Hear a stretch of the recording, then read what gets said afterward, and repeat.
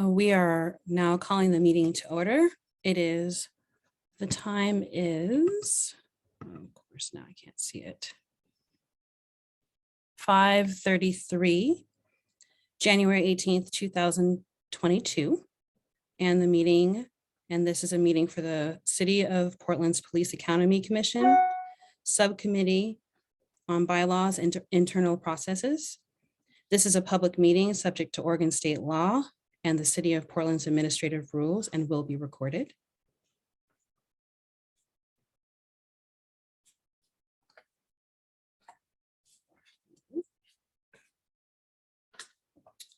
The city also offers ASL interpretation, which is being provided by Andrea and Heidi. You can pin their video in the feed if that helps you.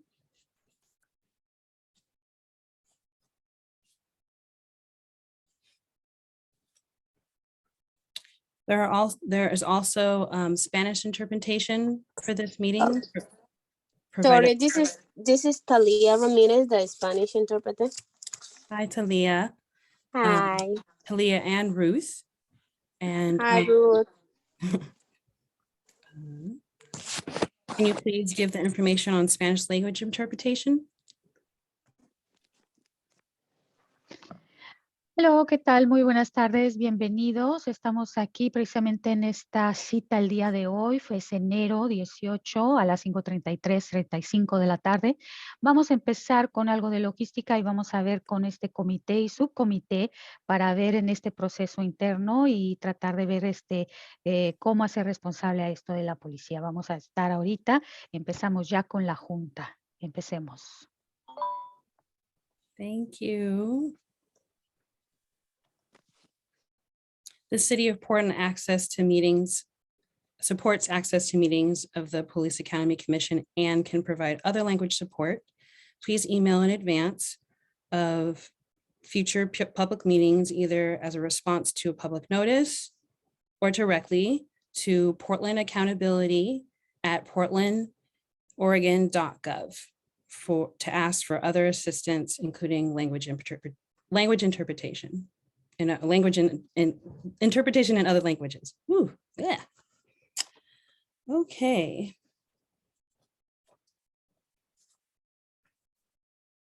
Right here. For this meeting, the chat function is also enabled for commissioners to communicate with each other. Members of the public will be able to ask questions in the Q&A section.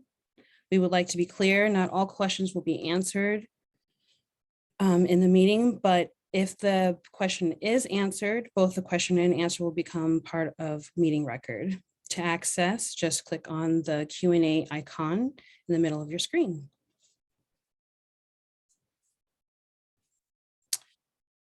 I think we should go to the next slide. Thank you. The Police Commission met December 9th and 18th to set up the organizational process. There will be another meeting, another subcommittee meeting another full commission meeting January 20th and sorry, I'm totally mixed up. There will be another subcommittee meeting January 20th and a full commission meeting on January 27th. More information about these meetings, you can find that at portland.gov/police accountability. Next slide, please. I believe this next session, I will call on Lovisa. We're going to frame what our meeting will be entailing, or a little bit of what we will be doing today in terms of framing our construction of bylaws before we go into the community standards that you agreed to as a group.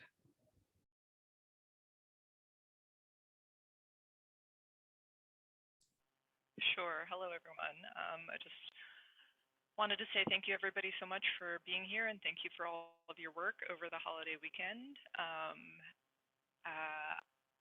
I think that we have agreed as as a committee and as a subcommittee that we would love to move forward with this process as quickly as is practicable, but I just wanted to emphasize that we never want to do that at the expense of hearing anyone's good ideas or suggestions or opinions. And this meeting today, is particularly a time where we would really like to hear from everyone. So please speak up or raise your hand or, put it in the chat if you don't feel comfortable. Just, please let yourself be heard today. Thank you, Lavisa. So my name is Ayumini Nixie, and I am your facilitator for this evening. Thank you for letting me be part of this process. And again, thank you all for your hard work during the weekend as well. Yes, much agreed, Lavisa. We just want to keep in mind that this group has agreed to follow some rules and community guidelines just to be better at working as a group and listening to each other. So a couple of them are keeping the needs and concerns of local community and the larger region of at the forefront of the work, keeping focus on objectives of the meeting and individual agenda items, utilizing facilitated notes and additional topics of discussion, arriving on time to the best of your ability, of course. Let the group know if you're unable to attend, which we appreciate. Keep multitasking at a minimum. Contribute to overall success of the group by finding ways to participate that best meets your needs. Treat others with respect and be supportive of each other. Keep in mind that everyone has their own truths. Listen without agenda and refrain from interruptions. Be polite, courteous, and thoughtful.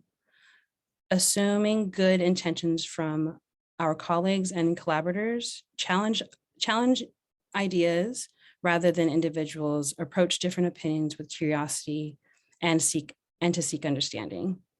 Use I statements and affirm other speakers. Do not use violent words. Instead, say something positive about the previous speaker and simply add your own thoughts. Respect privacy. Everything that is shared in confidentiality, and honor the decision of the group. So again, do people agree to these agreements? Show of thumbs, hands. Wonderful. Thank you all. I think we can go to the next slide. Oh, before we do that, Christine, would you like to introduce yourself just because you are a new person that's supporting and facilitating this with us? Sure. Thank you so much, Jaimide. It's wonderful to be here. My name is Christine Moses. I'm the CEO of Buffalo Cloud Consulting, located just outside of Portland. And I have been contracted to support facilitation through the bylaws, the larger meetings, and also in community engagement. So just really honored to be here. I'm running the slide deck this evening and supporting Jaimide and Samir in any way. Thank you. Okay. Oh, wow. All right. Well, I see that there's, as we're going into the next section of our agenda. Let's see here.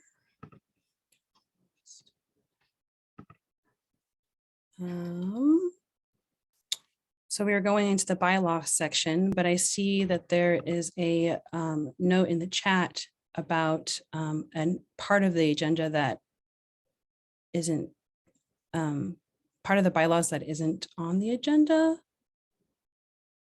Can you use your voice, Dan, and let us know what you're needing? Oh, I'm sorry. Samir has written to me in a direct message saying that It's actually at the bottom of the agenda. I'm not sure why it's not included with the other sections, but it is on the agenda somewhere. Thank Okay. you. All right. Okay.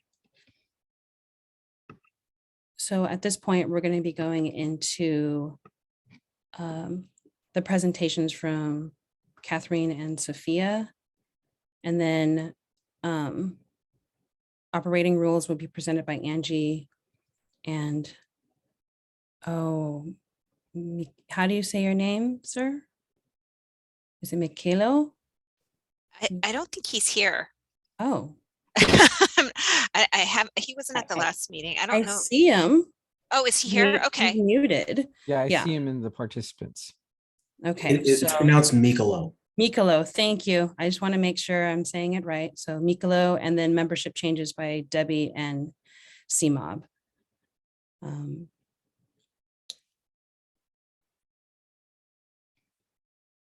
So we seem to have an order of operations.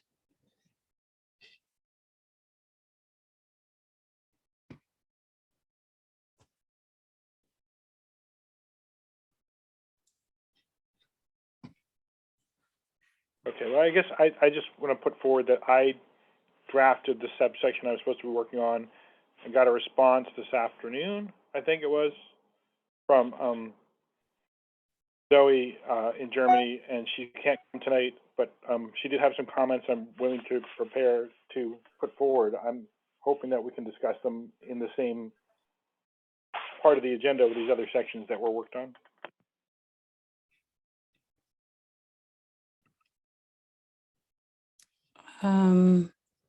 Let's see, what was your section?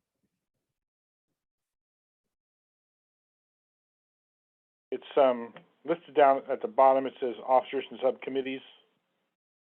Written right now in section 5 of the Agenda. The agenda. We were assigned at the same time as everybody else, so I'm hoping we can discuss it at the same time. Okay. I think we may, because of some of the, depending on how fast we go through some of these agenda items that are highlighted in red, they're like the most pressing.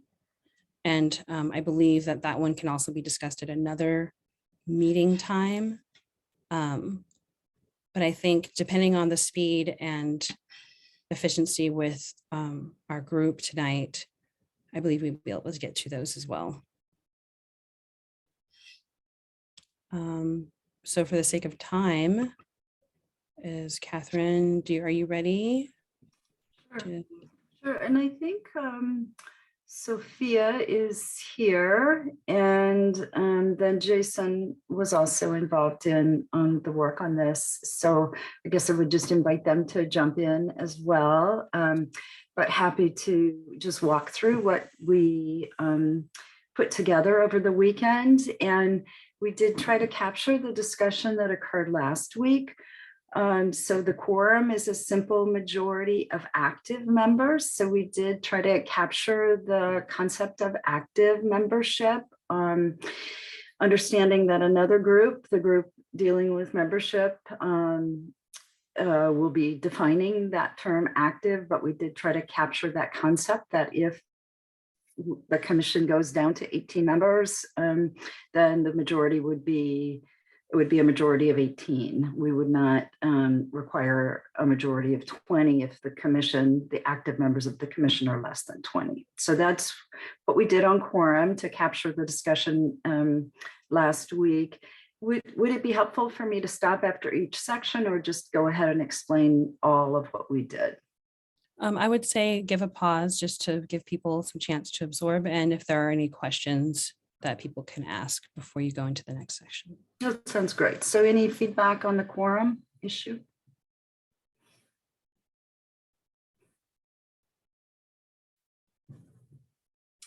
Okay, well, I'll just move on to voting, and feel free to interrupt me if somebody does come up with a question or comment on the quorum issue.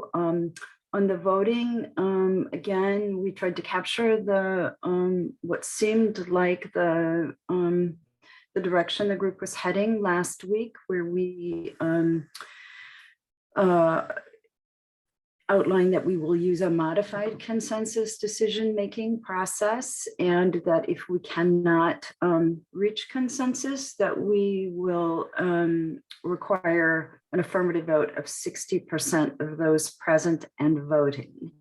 So let me just explain first that the modified consensus decision-making process is defined, I understand, in the operating procedures, which are a part of this document. And that definition, I believe, is taken from the definition pretty much from the Charter Commission bylaws, as I understand it. Then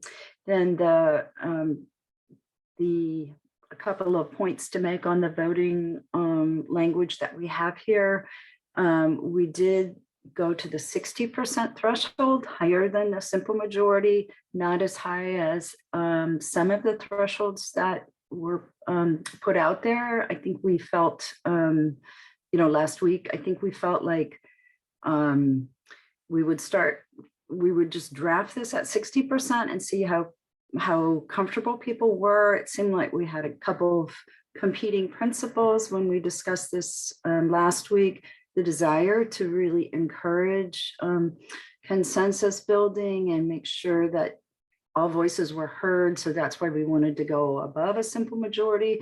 But there was also the desire to be able to reach, to meet our charge and not get high-centered by a voting requirement that was difficult to meet. So that's where we went with 60% here, and would appreciate folks' feedback on that. The other thing to point out here is that we have been clear that, and I think this was a point that Samir helped us on, noted for us, and we tried to clarify that abstentions are permitted and don't count as a vote. So it's an affirmative vote of 60% of those present and voting. So if you're abstaining, that doesn't effectively count as a no vote. So I think those were the key points to highlight here on voting. And I guess I pause now and hope for some feedback on the way we put this together.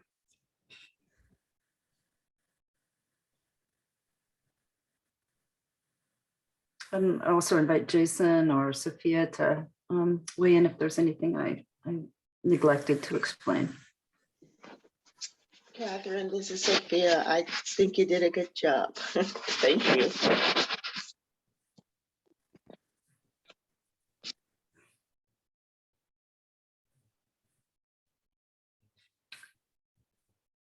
Anybody else?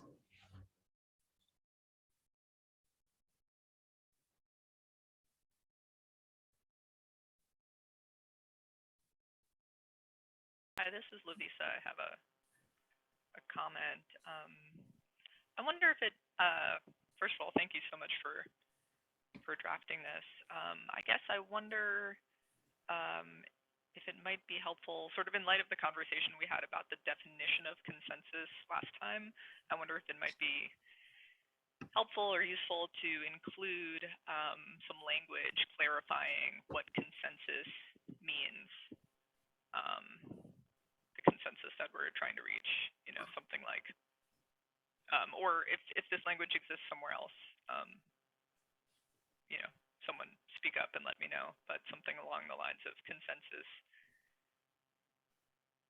defined as no strong opposition and, 80% support, just so that we have that sort of written down, if we feel that we need that. That's my suggestion. So just to respond to that, I think that the definition of modified consensus decision-making is in the operating procedures. And I think there is, I don't think it specifically defines consensus, but it does say that if anyone opposes, then we go to a vote. So I think it's defining consensus as an outcome where everyone either is supportive or neutral. Supportive, neutral, or abstaining is how I understand that definition. I don't know if it's useful to take a look at that definition and see if it addresses your concern. I think we didn't do it here because we understood it was being addressed in another part of the bylaws.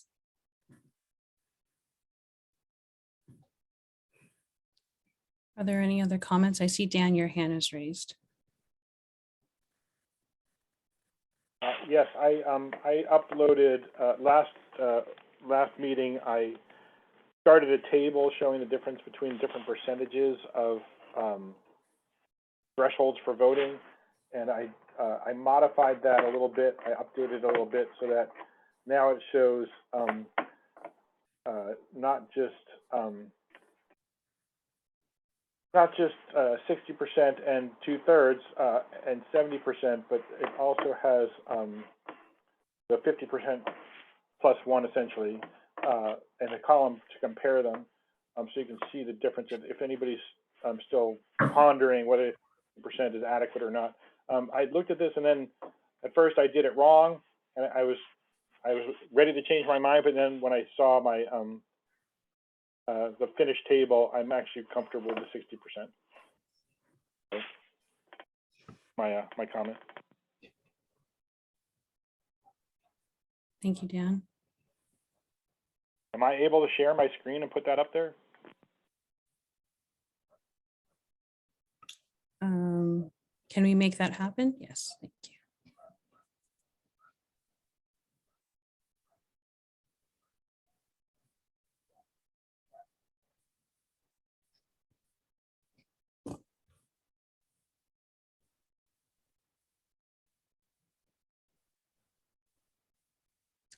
Are there any other questions on this particular topic? Sorry, I was narrating it. This is the, Oh, you're the muted. Couldn't hear you. I'm so I sorry. realized. Oh, yeah, it's okay. So this is the number of people who'll be voting here on the left. This is the simple majority number here in the second column. Then the super majority options are that we talked about are 60% here, 2/3 here, and then 70% here. And I made notes here in the right column where when there's fewer and fewer people, there's some overlap between because the percentages come close together. But so that's what these numbers mean. You all have that. If you can download it from the chat too. Thank you, Dan.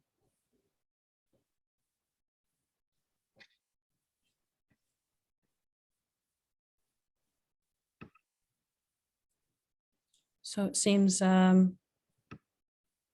anyone else have any more questions or any comments on Kathleen's presentation? Catherine, sorry. No problem. So I guess just to finish up, the subcommittee language really mirrors the language that we tracked for the commission itself. I think this, again, a question not for our group, but a question potentially for the membership or operating procedures is just whether if you have non-commission members on subcommittees, whether they can vote. We did not address that here. So that's just an issue for, maybe to put aside till we get to that part of the presentation. And then I think if you just go down, there's just a couple additional parts. Yeah, no absentee voting and no proxy voting. That seemed to be, there seemed to be general agreement on those provisions at our last meeting. So we just tried to capture that. So really the only thing that I think we added to this that was the subject of discussion and just not a clear decision at our last meeting was landing at 60%. And I'm hearing both from Dan's presentation and then from the lack of questions on that maybe that people are comfortable with that, but that seems to be where we would just need some direction, I think, before, or make sure that people are comfortable with that before we move on from this particular provision.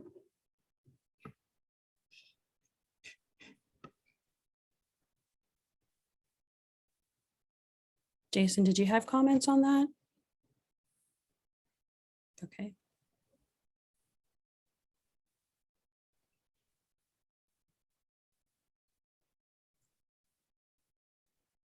It seems, I guess my question would be, is there a consensus here? Can we use our raised hand? Oh, sorry. You make the view to the whole group so we can see the vote. Thank you.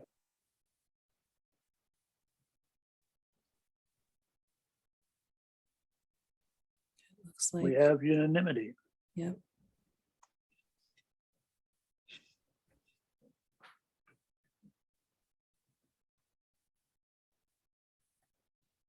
Wonderful. I just want to raise a question, if I may. Did we just agree to the 60%, or we're agreeing to this whole section? Should have known that before I raised my hand. Can you answer that question? Yeah. Well, first, we could just do both 60%, and then we can also ask the question again. Just to make so I thought it was just 60%. I am fully comfortable with this entire section the way it is, but Zoe, when she wrote today, because it's 8 hours later in Germany, was concerned about having a way for her voice to be included in the voting. I'm not sure how to accommodate that, but I just want to bring that up because she did email to me in her response to our subcommittee work.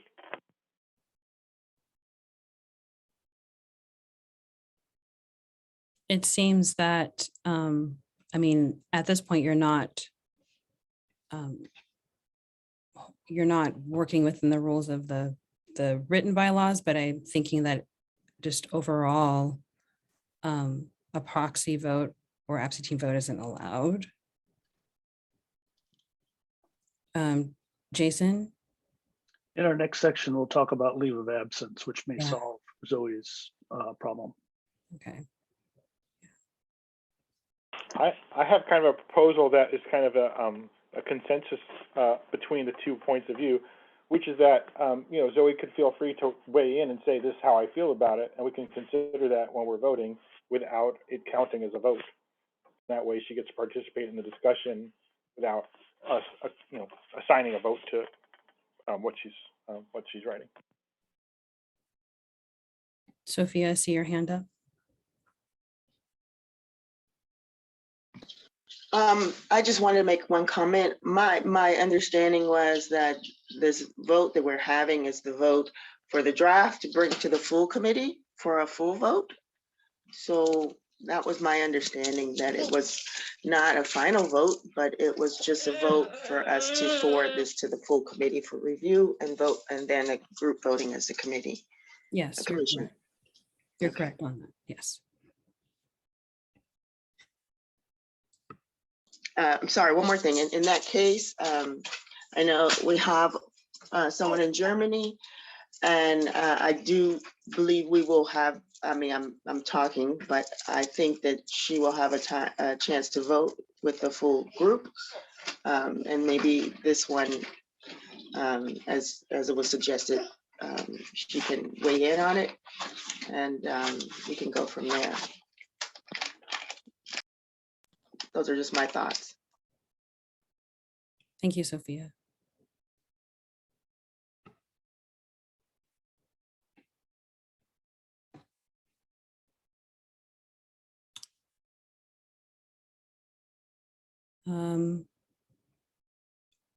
Would any of the chairs like to make any comments or move on to the next section?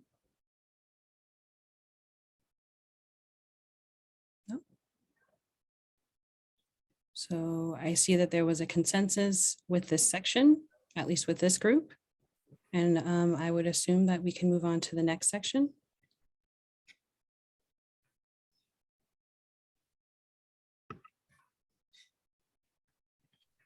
So I can present general operating procedures. We worked on this over the weekend, Jason, and Miklo is also on this section also, and myself. And I wanted to thank everybody else that worked over the weekend on their sections. Thank you. So the general operating procedures, we took most of this verbiage from the Charter Commission just because it seemed to fit very nicely with what our point of view was. But, you know, please do weigh in if it doesn't seem to fit with what you're thinking that the operating procedures should say. So creating a respectful and inclusive space. The Portland Accountability Commission, PAC, will develop working agreements to create an inclusive and welcoming environment during the commission's work. The PAC the PAC will reinforce its commitment to a respectful and inclusive space by acknowledging the group agreements before each meeting. And that section was not in the template, but it was something that the Charter Commission interpreted, and it seemed to fit very well with our committee. And I'm just going to take pause for a moment to see if there's any input that needs to be added there.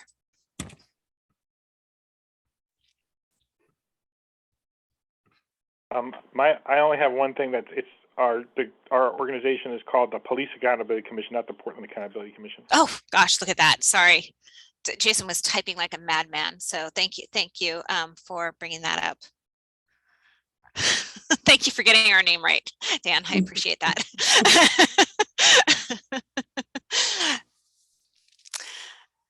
Okay, I'll move on to B then.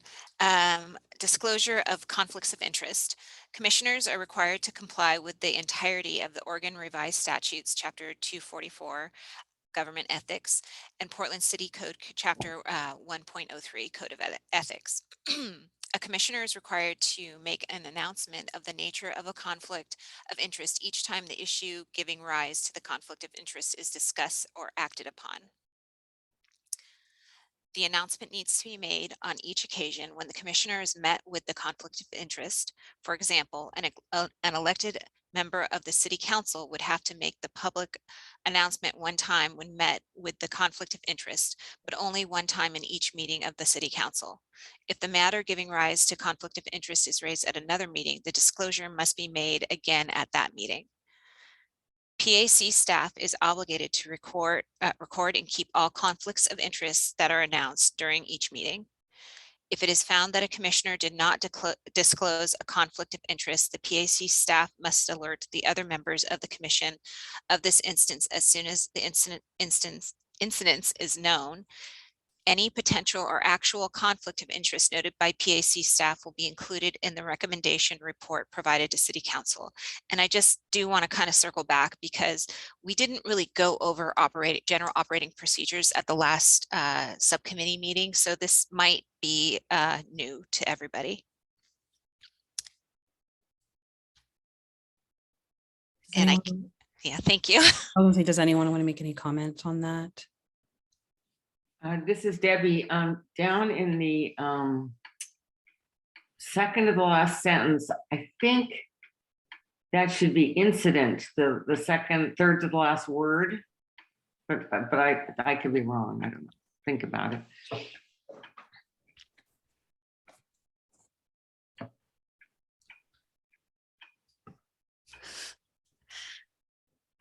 My daughter has an app that she goes to, and she puts all of her verbiage into that app, and it corrects all of her grammar.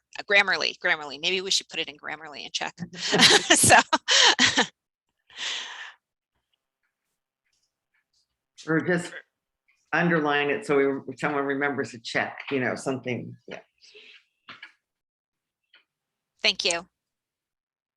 Yeah, incident does make sense in that sentence to me also. So, thank you.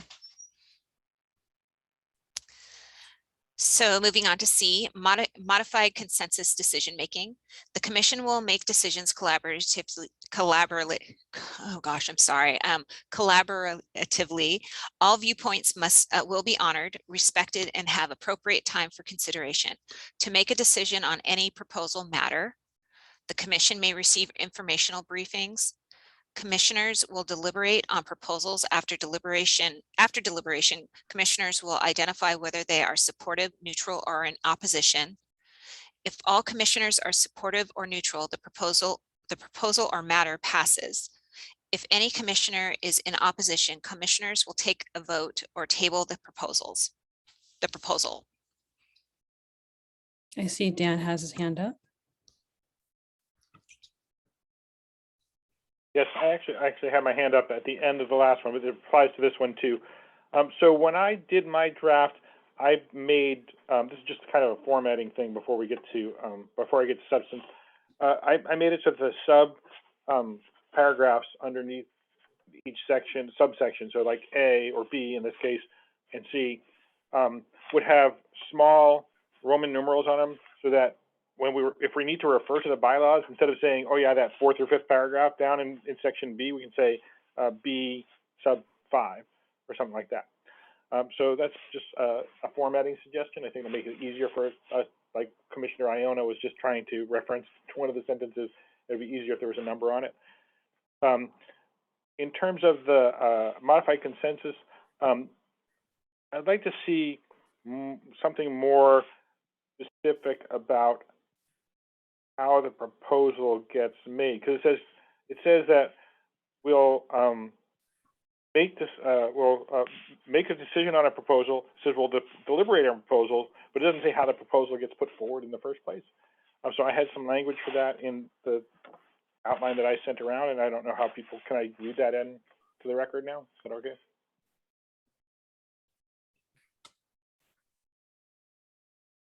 Yes? I think that's fine. Okay, thank you. So what I wrote is either one member shall formulate a proposal or the chair shall create a proposal based on commission discussion. And then commissioners shall be able to propose modifications to the proposal until a consensus position can be reached. And then the next sentence after that is about if consensus cannot be reached, then we go vote. So that was just my idea about how to formulate a proposal. I can bring it up on the screen too, I think. I think you can share now, Dan. Yeah, can you share that, Dan? Can you share your screen on that? Yeah, I just have to pull up the document first.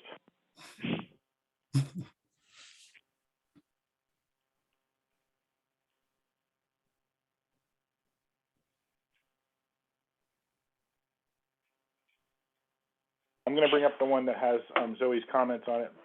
Hope it's not too confusing. So this is voting. Your screen.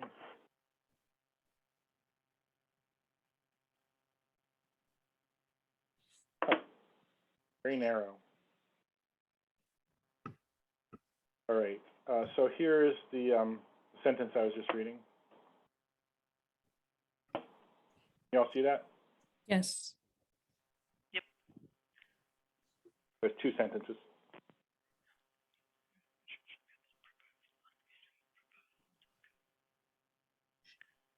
I would be in favor of adding this language as C as the first well, let's see. I guess you sort of have it underneath a Roman numeral. Oh, you have A, B, C. Okay. Is this for under voting or under operational procedure, or the section that we're in right now? Well, where it exists in the draft we're considering. So I'm fine putting it here because this describes what consensus decision making looks like.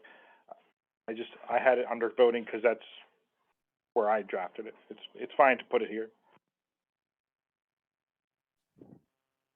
I agree. It does make sense to put it here. Sorry to interrupt. Under modified consensus decision making. Can we have a show of hands about adding this language? I think there was a question first. Or yeah, sure. Catherine, did you have a question, or was that you? I did, which is, it's a small point, but I think we should just, I feel like we are moving toward co-chairs, so it should, instead of saying or the chair, it should say, I think, a chair, or a co-chair. I mean, I guess I just want to, my sense is that's going to be our model, although it maybe doesn't have to be.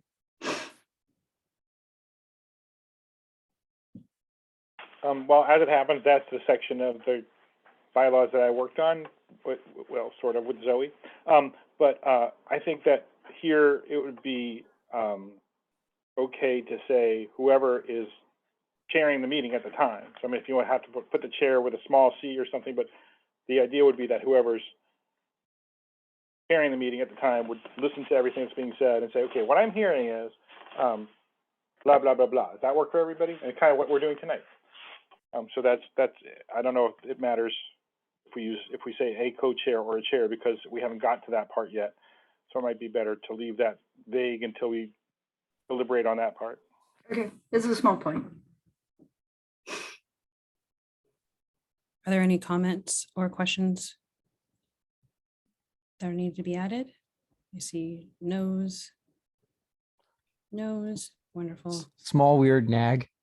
And in the second sentence, if we can just use a synonym for propose, such as the word suggest or something. We're talking about proposal, and then propose repeats itself. Sorry.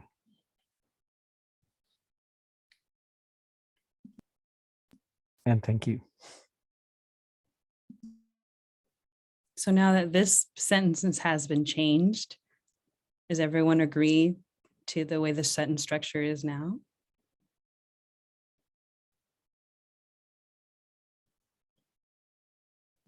Show of hands.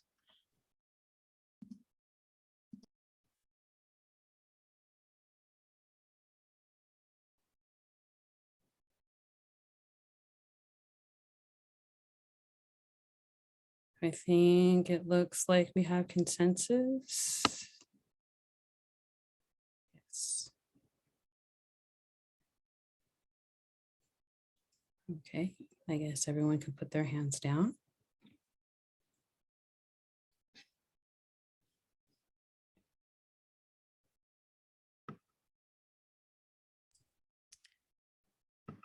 And I will continue on to D, which is use of technology to facilitate remote meetings. We did not talk about this at all at the last meeting, so this is all new information. And if anybody has anything that they want to discuss, please do let me know. The chat function will be used only for social comments. For example, statements of encouragement, congratulations on birthdays. Questions or comments about the commission's work shall be stated verbally and not written in the chat.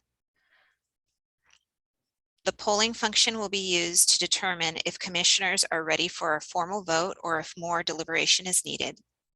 All remote meetings will provide at least minimal accessibility, for example, closed captioning. Meetings will be recorded to increase transparency and accessibility.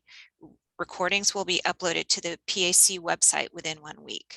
And there's a lot in those three paragraphs or three sections to talk about if we need to talk about it because it's all new. I see Dan had a question, and also want to raise that this is a duplicate of the charters review bylaws. So also saw that Jason put that in the chat.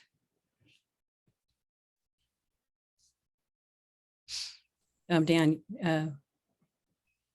My hand was actually up from the vote, and I forgot to take it down. But now that I know that where this came from, I mean, personally, I don't feel it's important to have congratulations on birthdays one way or the other. But I don't think the chat function should be limited to social comments. I think that it's been very helpful for us to have comments, especially when sometimes when somebody's internet connection is going out. I don't know that we need to have that limitation on the chat function. Debbie? Well, and I think we'll get to what I want to bring up right now at the Community Engagement Committee, but The one thing I worry about if we have content in the chat that's substantive and we continue using this arrangement as for the Zoom, and I think the public, I don't know if the public can see the chat. And if they can't, then that's sort of, I think it's problematic for them kind of knowing what's going on and being able to see, you know, the information that we're seeing at the same time. So I mean, I think that just needs to be put on hold for that community engagement group, but it's just something to keep in mind. CMOB, and then I have a question for the group as well. Just following up on Dan's example, I agree with Dan, and Dan had also at times seen something in the chat and read it into record. So especially when it's a question or feedback of some sort. So I know that it's an extra step in facilitation, but one that I see us doing anyway. So I would offer the ability to be able to question that specific limitation over there. But again, you know, open to consensus on it. Go ahead, Lavisa. Oh, sure. I just wanted to say that, yeah, the chat does serve some other functions besides social comments. It sort of serves an administrative purpose often. Just sort of small little details here and there.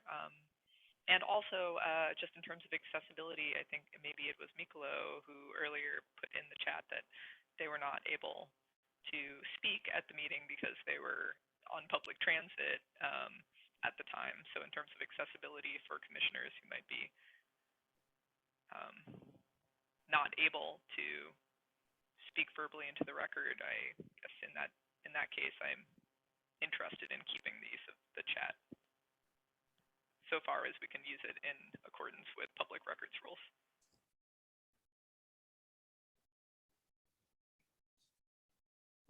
Debbie, is your hand up on purpose still, or was that left over? It's a leftover. I'll get rid of it. Sorry. Thank you. The question I asked basically was similar to both what CMOB and Lavisa asked. I'm glad that those were addressed. And I see that Catherine has also a question. Yeah, I guess just to comment on the open question right now, I'm fine taking this out and being more flexible about the use of the chat function. It sounds like maybe if we might want to say something like, you know, to the extent substantive comments are posted in the chat, they, you know, should be read into the record to the extent possible, or something like that. I think that would capture what the group was discussing, which I agree with.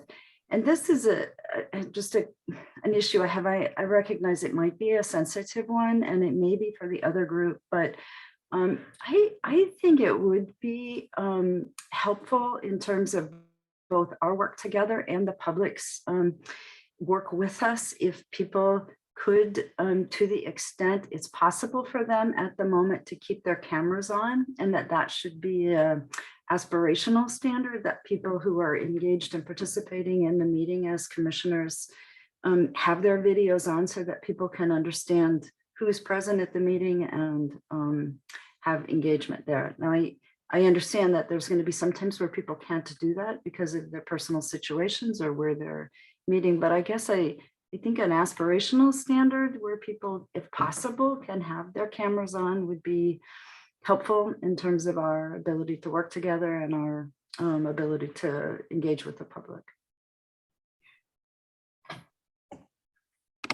Thank you, Catherine. And I see Debbie.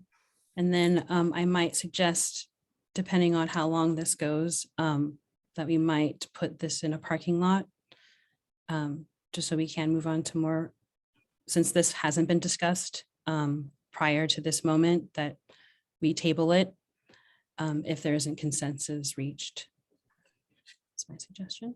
And I just wanted to respond to that, the camera thing. So when we're having to read things on the screen like this that are small, I know I have to get up pretty close. And so I turn my camera up because I figure nobody wants to see my forehead filling the screen. So, so that's, I think I'd like to be able to accommodate people who got, whose eyesight isn't so great anymore, who need to get up close with this small print. So, so I just wanted to put that out there. Thank you, Debbie. And I think that we may be able to help with making the print larger on the facilitation side. So we'll take that into consideration as well. CMOB? It was a concern that I had for those that would have, problems seeing something so small on here. It's not necessarily an issue that I share, but it's an issue that I'm concerned of. It does appear to be very small, and even times I have to completely lean in. So yeah, let's find a way to try and accommodate that and make the text a little bit bigger. Also, another thing was, I mean, I don't think there is in Word, but in a way where we can actually have access to a shared document where we can see its edit as it goes. That way we can even be in control of the size of it ourselves. Maybe an option if you guys have access to or can provide. I guess I could speak on the behalf of the facilitation team that we'll definitely look into that, just because we realize that it is important to accommodate all people's visions if possible. Was there any other comments? Did we want to reach, is there consensus reached, or did we want to table this discussion and bring it up later? Well, I think I heard the drafters say they're willing to pull out that first item, and I think I would feel much better if we did that.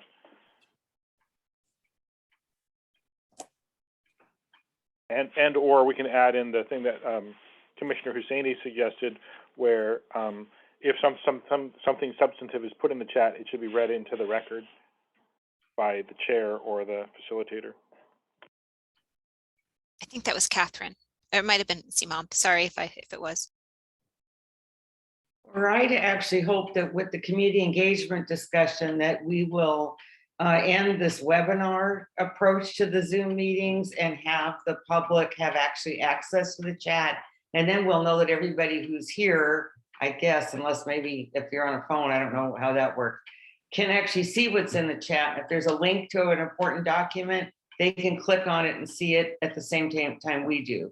The PCCP operates that way, and you definitely feel as a member of the public more included in what's going on that way. But again, that's for another subcommittee, not for us to figure out. CMOB, I know that your hand might be a leftover. Yeah, so Jason. So as we're getting into the area of new ideas, I would suggest that we table those for now and consider just the text that's presented. If we want to cut it, let's cut it, but let's move on. Thank you, Jason.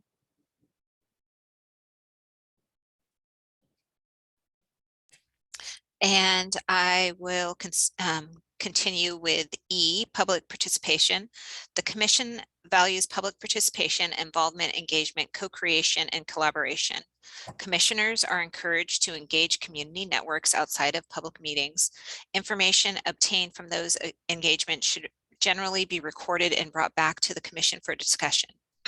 There may be times when commissioners choose not to disclose the source of the information. And then highlighted is language about public comment to follow in the January 20th meeting of this PAC subcommittee on the community engagement framework.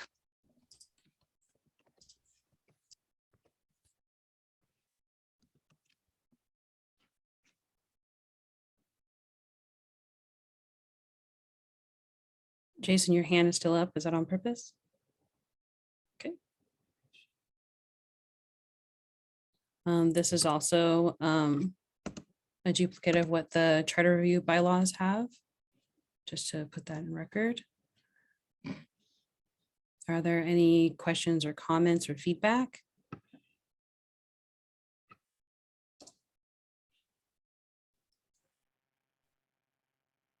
I have no strong objections to this language.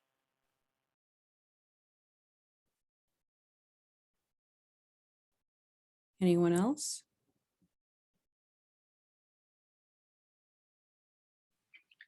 I think I'm still a little uneasy kind of settling on this until our community engagement people have a chance to think about, I mean, do we want to put in information about how people can participate at these meetings as members of the public instead of, I mean, I know some of the things I go to, again, the public gets to weigh in throughout the meeting. It's not just saved for the last 10 minutes. And so we might want to go in that direction, and we just want to make sure that this language reflects whatever is decided. Thank you, Debbie. Jason? We discussed this afternoon and decided to punt that to the community engagement committee that's meeting a little bit later. They're going to be able to think about this more clearly and give us some recommendations. So just for now, we're saying that we'll have a bylaws recommendation after we can hear from the community engagement group. Dan? I guess I have a comment about this.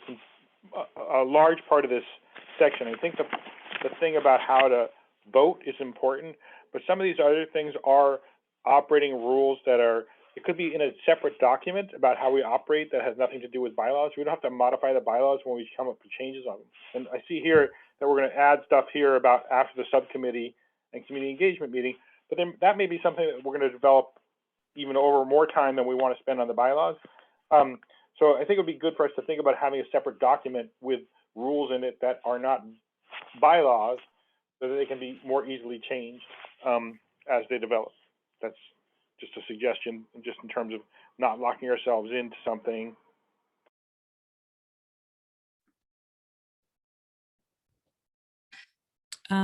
Jason and then Angie. Again, working with the text that's here tonight, if you want to cut it, that's one thing, but adding a whole new idea, let's table that for tonight and discuss later. And Angie? I just wanted to agree with Dan, and I do agree with Jason that I don't want to discuss it right now, but I do think an operating or some sort of operational document related to technology would be very helpful, just because it's going to morph as we progress with our meetings. So thank you.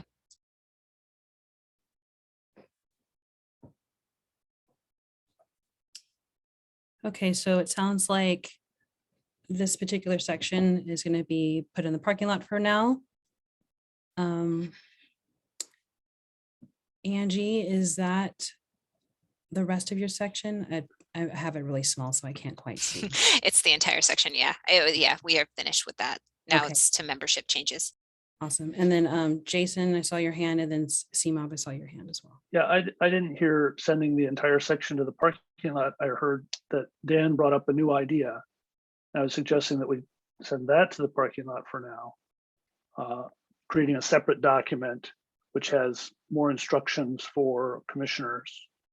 But I would like to get a vote on this section E. Or I'd like to see a show of hands for consensus, actually. And then CMOB, you had a question? That before moving on to the next section, we take a break. Yes, bio break is necessary. I was actually going to do that. And Catherine, you also had your hand up as well. Yeah, I mean, I felt like that we had reached consensus that we wanted to be more open about the chat function. So I guess I was thinking that we could just remove that and approve that section as well. I'm not sure if I'm reading the group correctly, but that's how I was hearing it. For the record, Yes. we said which, just the letter or number of the section. It's the section D on use of technology. It seemed like we were okay with that if we took the restrictions on the chat function out. CMOB? Yeah, for section D numeral I, instead of removing the chat function will be used, and maybe actually have something where questions or statements would be read into record to be amended as such.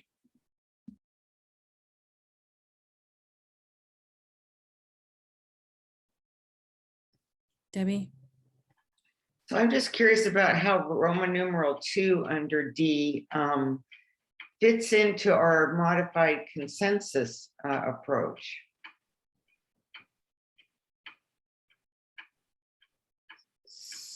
So is there like a polling thing on the Zoom that I don't know about, that then you ask people, are you ready to vote on this? Or are you ready to take consensus on this? Yes, so as you can tell, I'm a little confused. That's all about the fit between the consensus approach and then polling to see if you're ready to vote when we're hoping to avoid votes.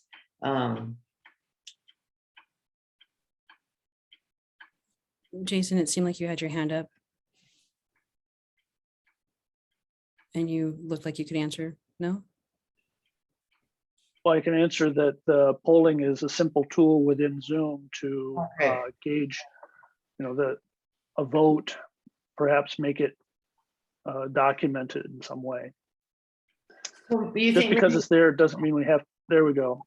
Okay, I see it, yeah. So I wonder if we should change that Roman numeral 2 though to say, are ready to, wait a minute, let me get that thing out of the way. Are ready to make a formal, are ready for a formal decision. Because then that would accommodate if we can decide by consensus, or if we actually need to move to a place where we have to get a 60% approval through a vote. Yeah, it's will be used only.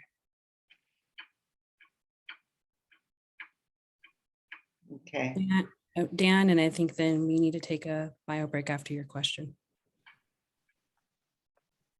Oh, I didn't remember statement. raising my hand, but I just typed proposed language for section 1 in there, and I agree with Commissioner Iona that in section 2, it shouldn't say the word vote, it should say whatever, because to me the vote is when we can't reach consensus. So For a decision? Yeah, decision, exactly. So change formal vote to decision? That's what I'm proposing, yes. Well, that you're proposing for me, but yes, thank you. Angie? And there's consensus. Everyone seems okay with that language? All right, there's consensus. Wonderful. 5 minutes. All right, let's take 5. Can you stop the recording or pause the recording? All right, welcome back, everybody. Hope you got all your drinks and stretching out so we could sit here for about another 45 minutes to hammer this out. Let's see here. Can we have the slides back up again, or the document back up again? Yeah, thank you. Let's see here. Okay.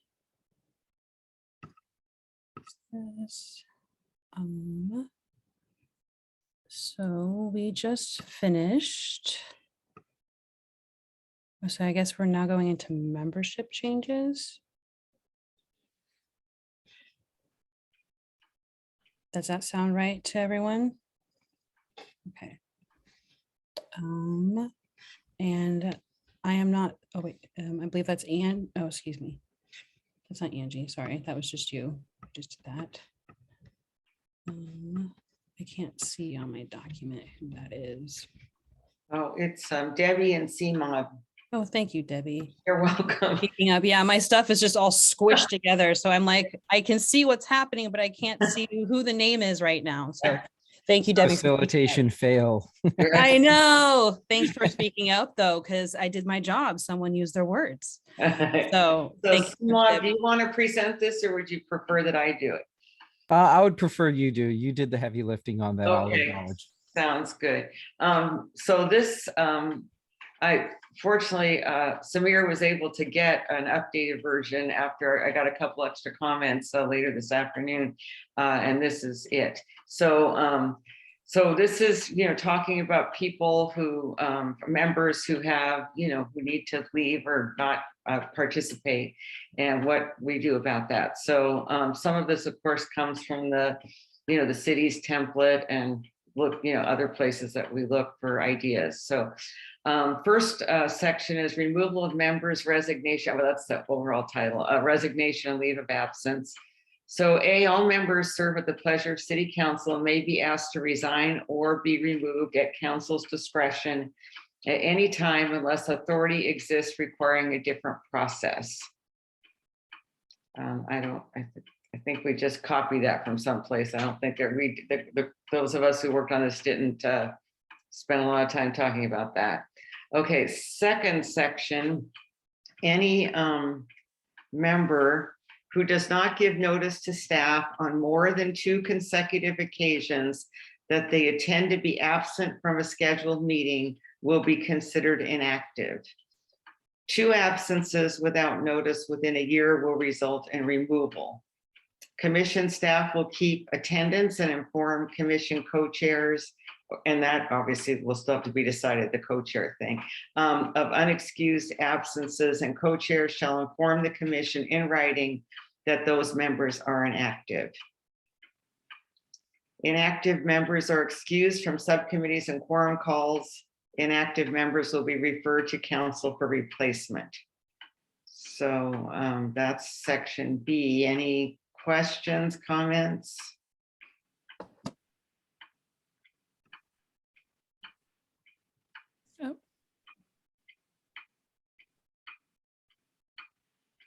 Oh, I'm sorry, so we got emailed the draft of this like 2 minutes before the meeting started, and it says, I think it has a different number. It says 3 unexcused absences in a year, and you said, So Dan, so let me explain. So yeah, last night I sent Samir a copy, and then this afternoon when I checked the Outlook email, I had gotten a couple extra comments from people, so I revised it. So you should look at this one that's on the screen now, because it is changed since last night. Catherine, you had your hand up? Yes, thank you. I'm confused about the difference between removal and being considered inactive. So Jason caught this. So according to the resolution, it's up to the city council to remove people. So the best that this group can do, and I'll let Jason clarify if I'm not explaining this right, the best that this group could do could say that somebody who isn't showing up and informing staff that they can't show up, then after they just don't appear for a couple of our monthly meetings or however often we're going to meet, will just be classified as inactive. And then the inactive members will be referred to city council for removal, because that's their authority to do so.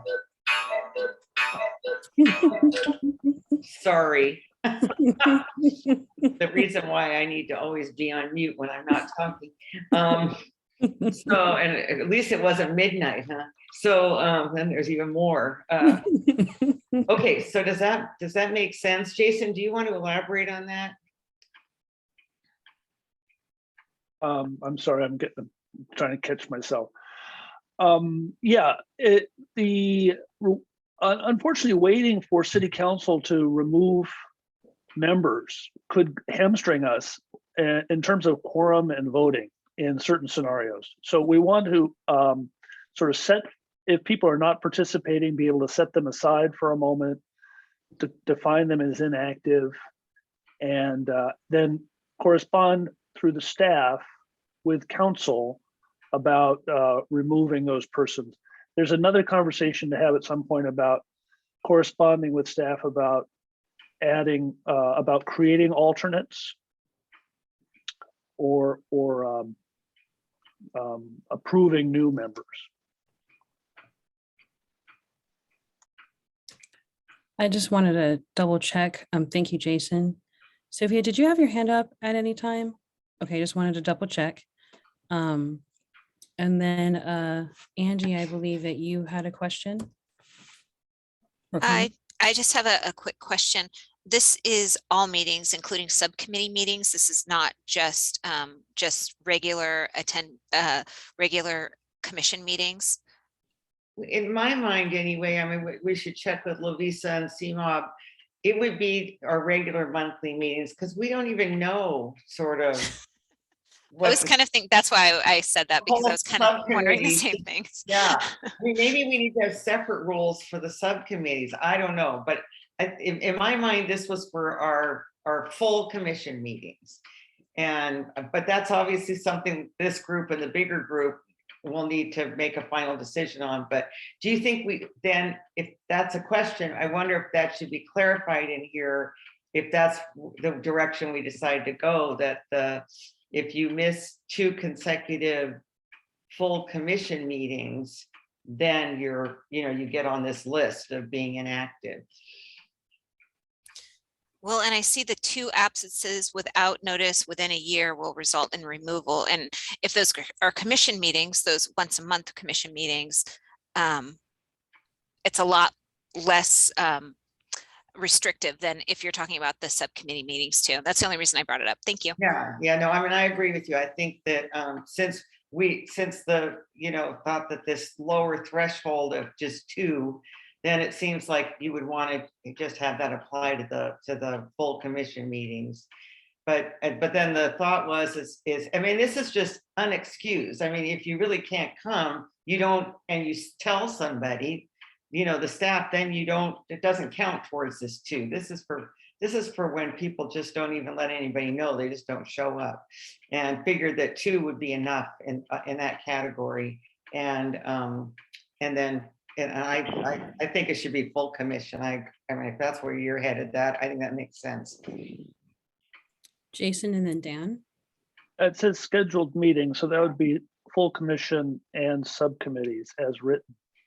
Okay. And I would endorse that. I think we need a very high bar in this commission. I expect a lot of participation. And if people can't, step aside and let someone else do the work, because there's a lot of work to be done. Okay, so you're thinking then any meeting, if you've signed up to be on a subcommittee and you can't make it, you need to let somebody know, or else it counts towards your 2. Right. Actually, this weekend we had several meetings go on that were not public meetings, but meetings that were technically scheduled. But those sorts of ad hoc meetings, we shouldn't, those are very short turnaround. People, obviously people have schedules, they can't necessarily participate. So, and this also we should have a lot of discretion here. And when people come, say you get in an automobile accident and you weren't able to make an excuse before the meeting. Well, we should take that into consideration. Dan. Thank you, Jason. I have 2 basically formatting issues. One is I think the section should be called removal/inactive members, so that it is more descriptive of what we're talking about.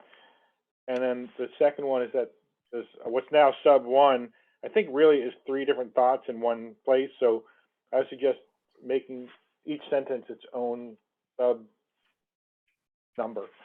So the 2 absences without notice would be 1, and the commission staff one would be about another one.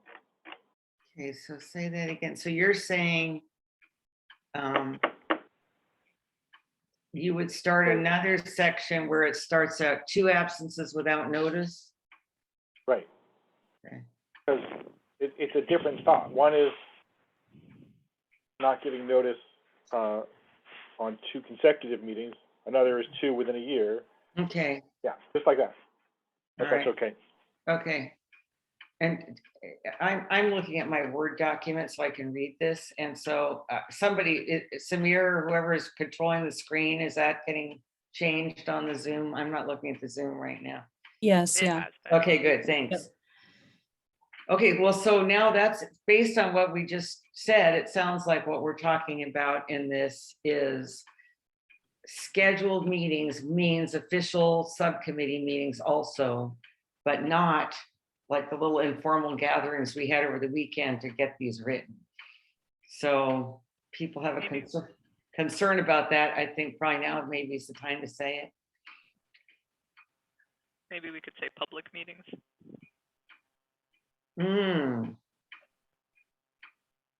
From a scheduled public meeting.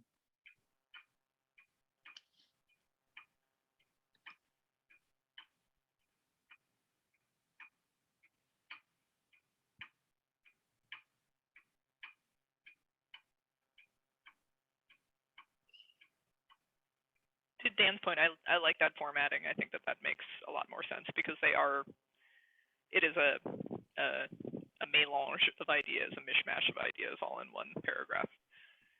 And we really are saying, this is what constitutes removal, and then this is whose job it is to keep that attendance. Yeah, I was originally thinking when we were looking at this language, I was originally thinking that scheduled meeting referred to a full commission meeting. I can appreciate Jason's point about wanting to have, wanting to be fairly rigorous about the work we're doing. I also did think that this would be a topic of debate and discussion for the group. How many passes do we want to give people? Just, you know, in light of balancing both things, you know, the importance of the work of the commission and just accessibility and recognizing that things happen in people's lives. Do people feel that 2 consecutive, 3 consecutive? I'd originally thought 3, but we revised down to 2. Does anyone have any strong feelings about that either way?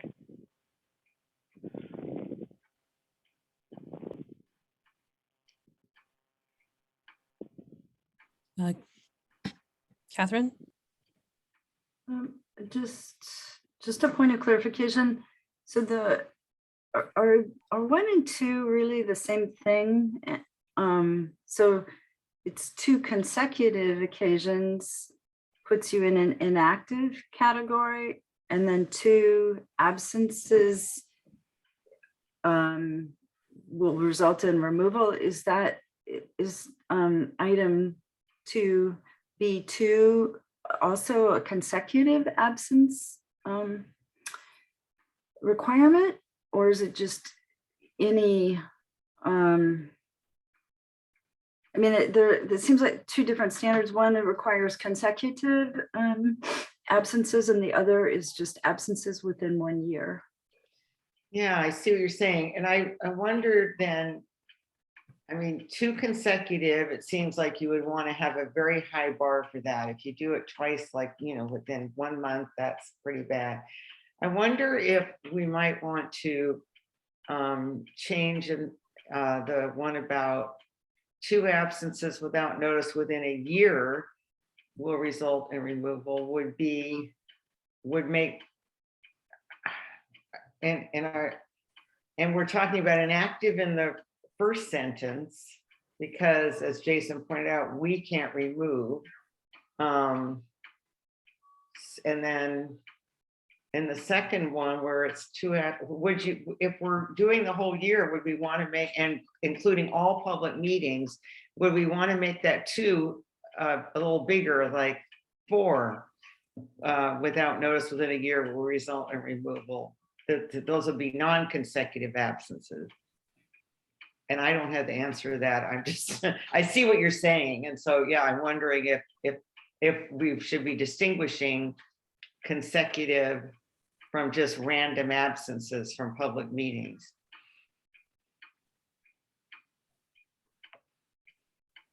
Dan? Yeah, well, this is where, again, where I'm confused between the original draft and what we're seeing on the screen. Because instead of 2 absences without notice, the draft says 2 unexcused absences. And I think that unexcused absences is a better descriptor because, as co-chair Renaud was saying, if somebody doesn't inform ahead of time, but then says, I couldn't inform you because I was in an accident, that's an excused absence in my mind. I think we should put the word unexcused back in. Get rid of without there. notice. Is that what you're Take saying? out the without. Okay. Yeah. Because I think that covers both. If you didn't do it, if you didn't say something ahead of time, and then if you didn't explain it afterwards.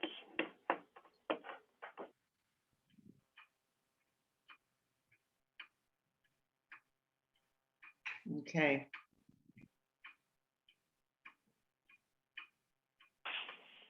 Just a point of clarification, giving an explanation afterwards, as we all know, has wide latitude. Is if we're going to have that, and I know we put that in there, should there be someone deciding what is a good excuse and what's a terrible one?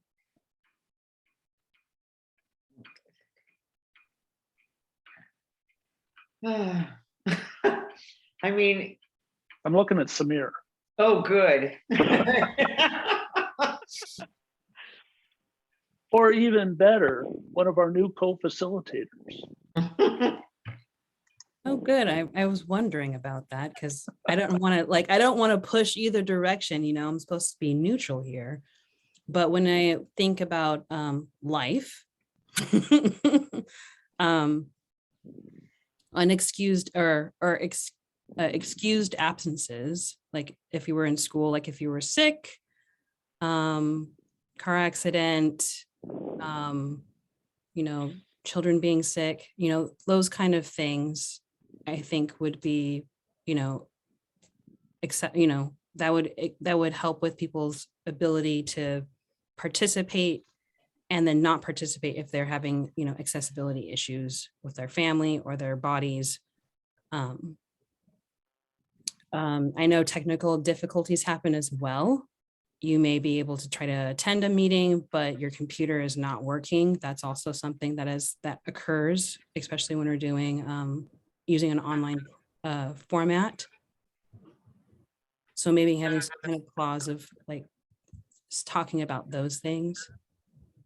That's why I wonder this unexcused, if maybe without notice is a better way to say it, because who's going to evaluate whether your absence is legitimate? Mm-hmm. I see Angie's hand up. Thank you.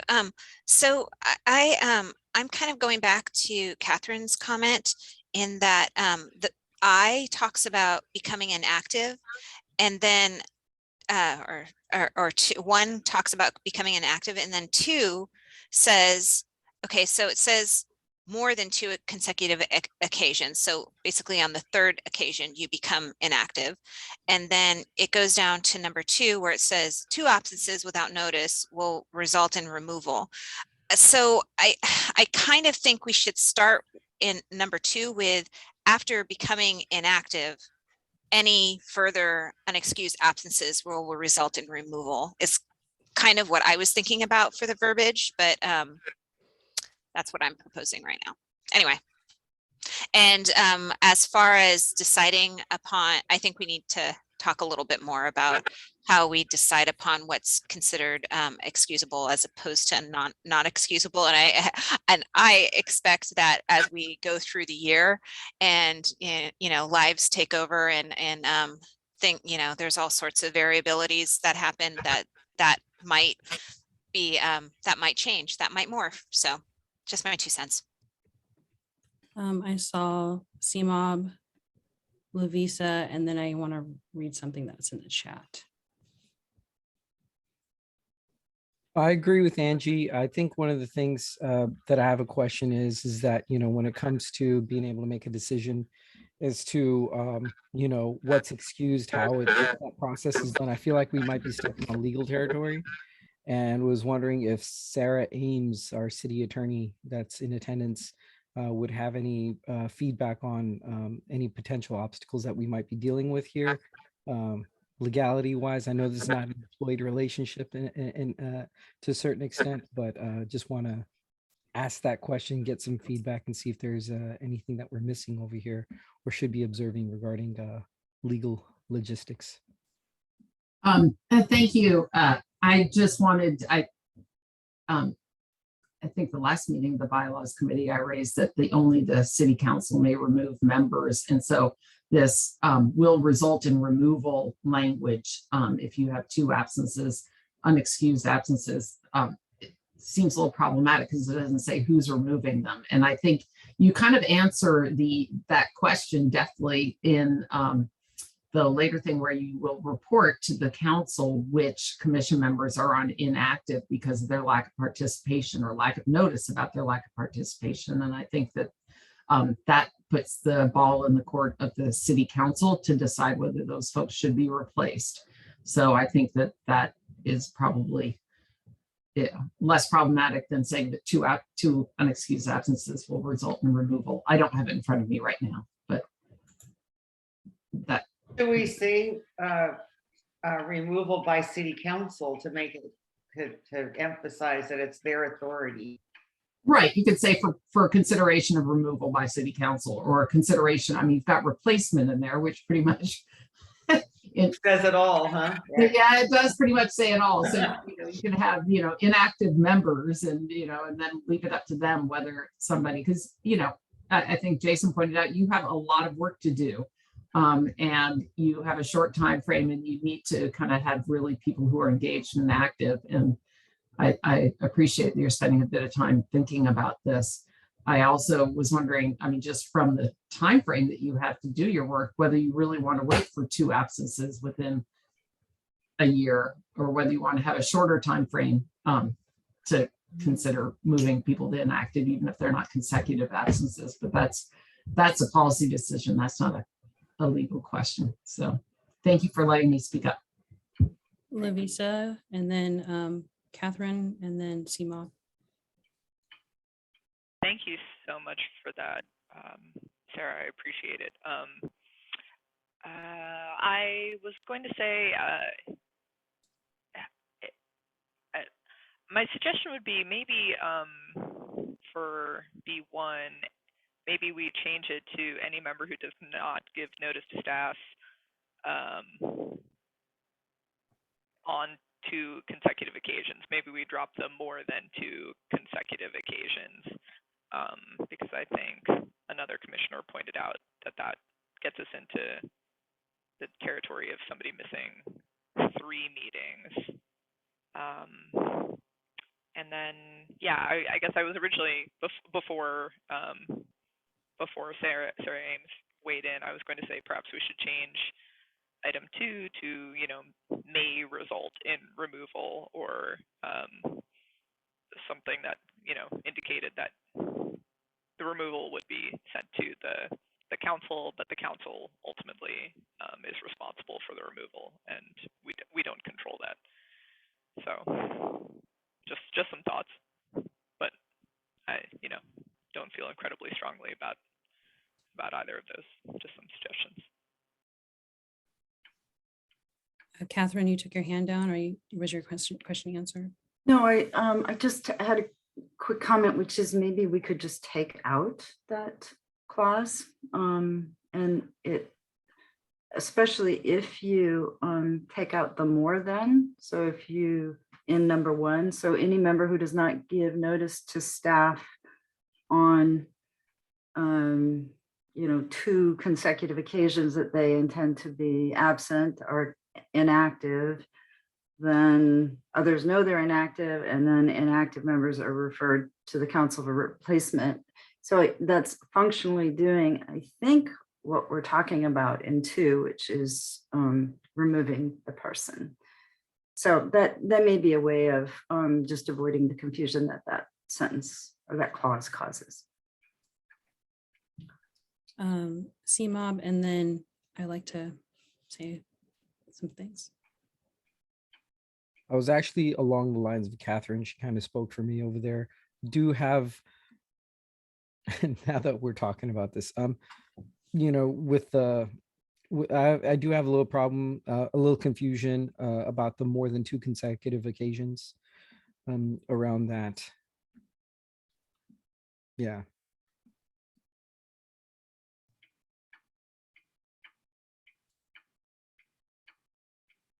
I'm going to push you a little bit more, CMOB, and say what in particular is the issue, just so we have more clarification. So Maybe. with what Sarah was saying, 2 absences in B numeral 2, the 2 absences within a year, we have to, I feel like we may have to constrict that timeline a little bit more from a year, because a year is still pretty big compared, because we have less than 18 months to finish over here, and that time's going to fly by. And with that being said, more than 2 consecutive occasions, within what time frame? I mean, I guess consecutive kind of speaks for itself, but at the same time, yeah, I just, I'm not sure if it's necessary to have that even.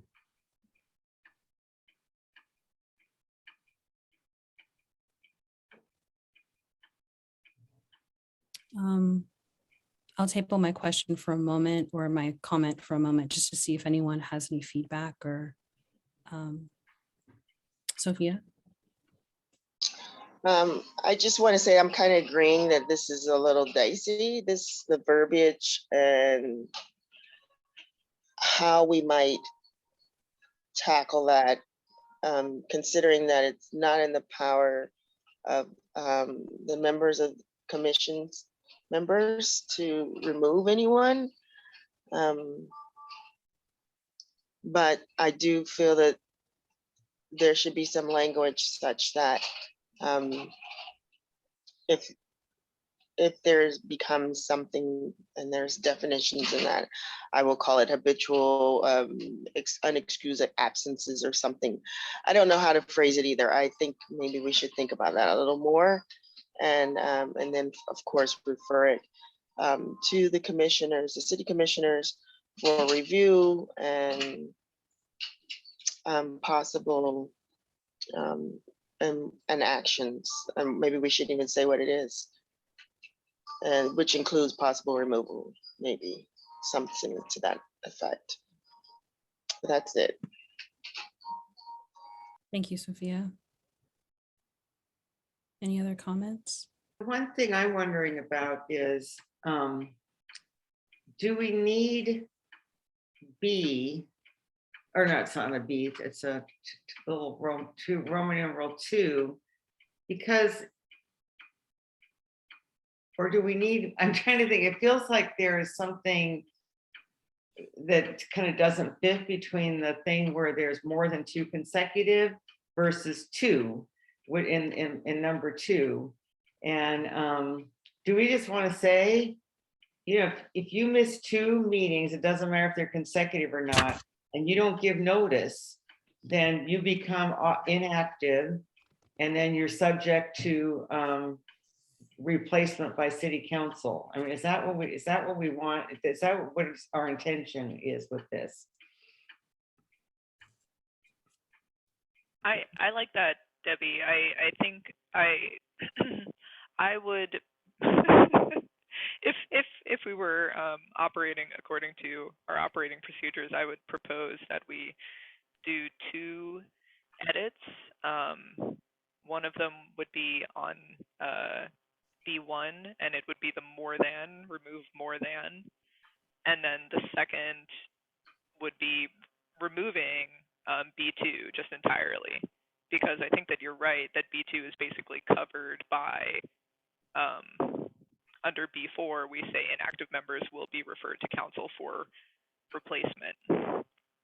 But then what happens if somebody doesn't show up in March, and then they don't show up again in May, Mhm. those aren't consecutive. So then they're not subject to removal. Well, in that case, should we change B2 to say 2 absences without notice in a year will result in you being placed on inactive status? Yeah, and then I don't think we need the thing above.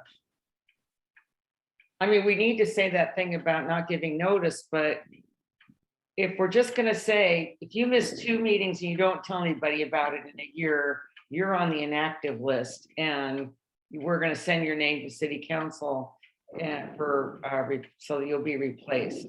Because if each thing is 2 consecutive and just within a year, I mean, it seems to me if we want to have a separate thing for within a year, it needs to be like at least 1 more, so that, so if you say, okay, it's really bad, 2 is really bad if you do them right, one on top of the next. But if you have a whole year and you miss 3, then that's the threshold where you get removed. I don't think we need 2 twos is what I'm trying to say. But see if, am I thinking clearly on this or not? CMOB and then Dan. Yeah. Debbie helped clear things up a little bit for me in my foggy brain. But yeah, I think the consecutive should be gone, and I think we should do it within 6 months. My opinion, that any member who does not give notice to staff on more than 2 occasions within 6 months that they intend to be absent would be considered inactive. And then for numeral 2, that I would suggest that 2 absence without notice within a 6-month period, could result in removal by city council. Is what I offered him. And Dan, and then Sophia, and then I wanted to do a time buzz check. Yes, I wanted to add a additional clarification that CMOB had mentioned. Maybe we just don't say will be removed, but just say they will be referred to the commissioners for consideration. Or just say we referred for, I don't know what the word is. I can't figure it out right now. My brain's not working, but just that they would be referred and let them decide who's going to be removed. I don't know. Maybe saying that is a warning, but at the same time, we don't really know what's going to happen. So I don't know. Maybe just leaving it more vague, just as a referral for subsequent action of some sort. Just leave it open.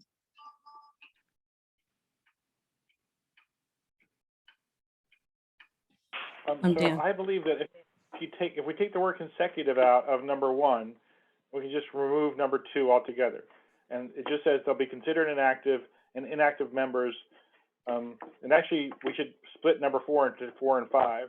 So inactive members are excused from subcommittees and quorum calls, and then number 5 should be inactive members will be referred to council for replacement. That way we've solved all the problems that we've been discussing. And then I put in the chat earlier that I was concerned that the word co-chairs were inserted into this draft. I see it was in the original draft too, but they're highlighted here. And we haven't decided that, so I'm hoping we can say officers instead of co-chairs. And that way, whoever the officers are when we define them, if we ever get to that, will be covered.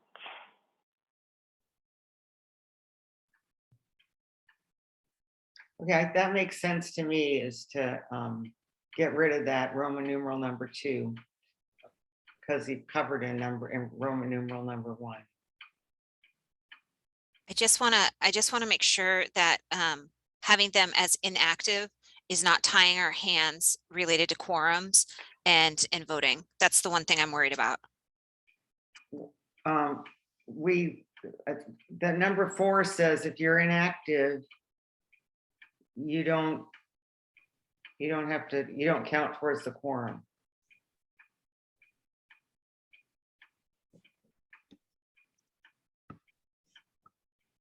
Okay, by excusing them, it means that they're not counting towards the quorum. I just want to make sure that we're not tying our Maybe we should, hands. yeah, maybe there should be a different word for that, but they shouldn't, they don't count towards the quorum, yeah. And maybe we should add to that sentence, it says that they're excused from subcommittees and does it sound formal enough and saying don't count towards the quorum requirements? I don't know, but that would be what we would mean, I think. Catherine. I just want to jump in and clarify that in the voting, we do say a simple majority of active members is Oh, good. required to conduct business. So I think they tie together since the quorum requirement is of active members. Okay, that answers it then. Thank you. Okay, we are at 7:23, so I just want to make sure that we wrap this up. I know that we had one other item that was needed to go over. I'm not sure we're going to have enough time for that. So do you want to go over the leave of absence section now then? Well, did we vote on the previous one? I'll let the facilitator handle that.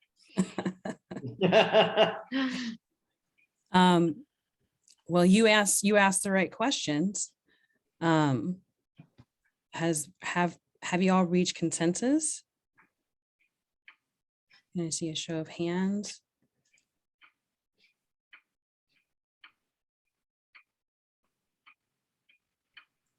So the updated language is where, oh, can you unshare, please? Just so people can see. Thank you. It looks like Sophia. Yeah, I'm still thinking. It's been a lot of changes in this one right now. Yeah. A lot of discussion. So I did want to look at it again. Let's see.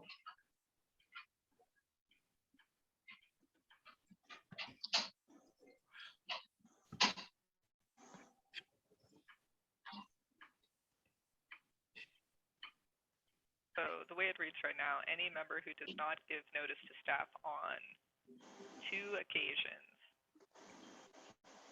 occasions that they intend to be absent from a scheduled public meeting will be considered inactive.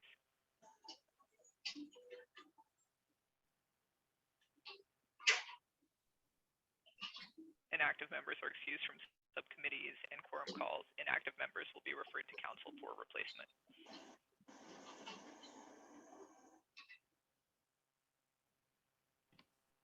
And there was a question if people were okay with changing co-chairs, the word co-chair into officers for the time being.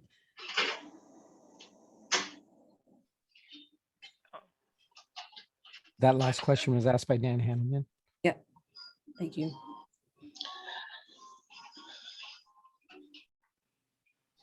So this is my thought again. I guess it's on number 5. I'm on my phone, so I have to like squeeze and pinch everything, unpinch. The last one, it should be referred to council. I don't know, the word replacement, like I said, I don't know what that's going to be. So I don't know, saying that they will be sent there, referred to council for replacement or considered for replacement. It just sounds pretty permanent. And I don't really know if we know what's going to happen once it's referred. So I don't think we. Yeah, city council, from what we're understanding from the city attorney's office, they're the ones who have the authority. I guess we set the standards that, we agree on as a group, and then it's up to the city council to decide, because they're, they kind of serve at the pleasure of the city council. I mean, we do. Yeah, that's a little better.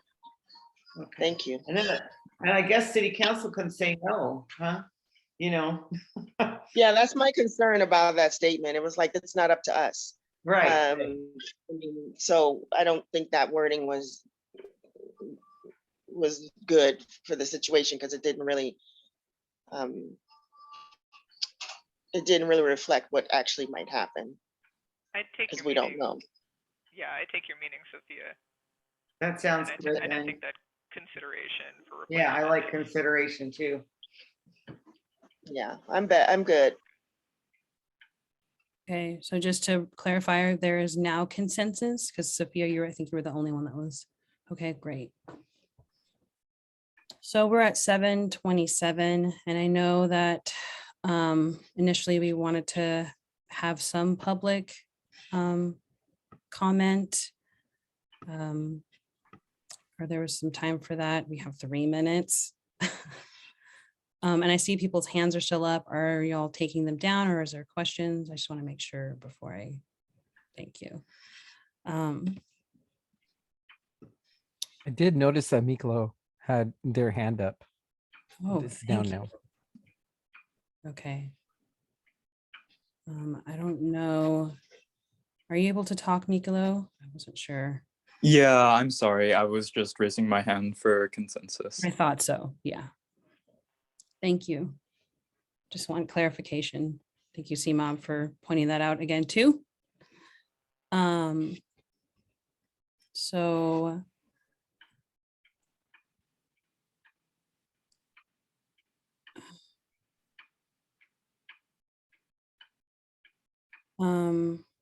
I think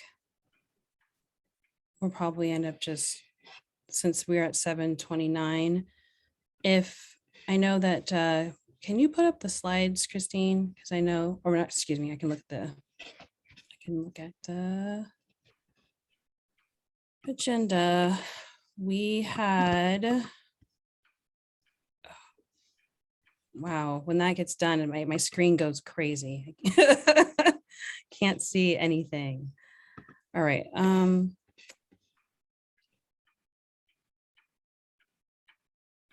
The next step would be Thank you. the framing text Thank you, Christine. for the bylaws section, the introductory text, city role, frequency of meetings, membership and term, public meetings and public records, and amendment of bylaws. That would be the next section.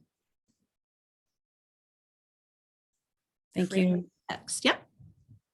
So, Dan, Right, except that I had asked that the section that I worked on be moved up ahead of that because it's another one that was deliberated on. The other stuff is kind of, just rote stuff that came in from the resolution.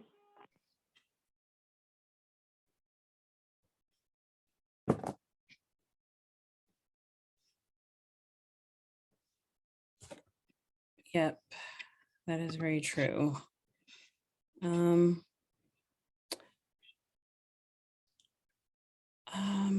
I guess, and because your section was officers and subcommittees, correct? That's correct, yes.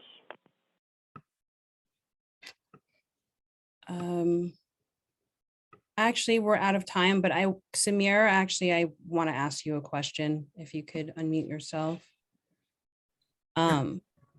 Is there, are they meeting another time to go over bylaws again, or is this it?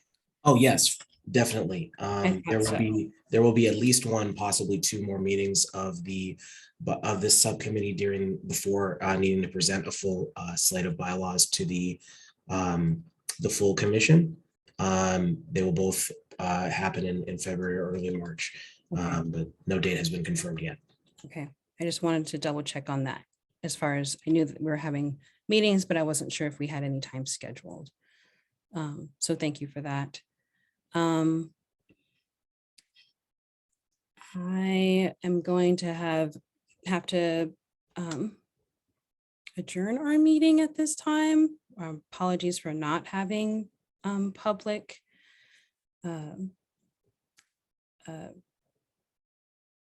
my mouth's not working, comment. And please look online to find our next meeting. And thank you all for your time. And I see, CMOB, you have your hand up. Did you want to Just say real anything? quick. Yes.